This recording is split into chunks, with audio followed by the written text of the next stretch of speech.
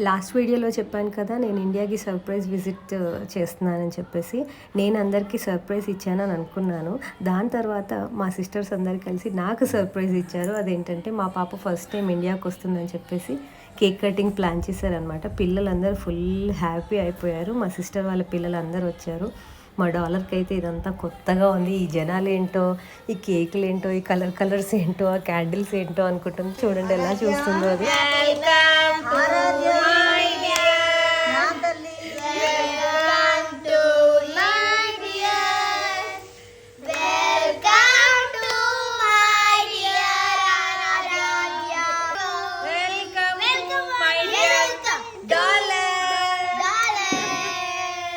పిల్లలతో ఉంటే నేను కూడా చిన్నపిల్లని అయిపోతాను. చూడండి.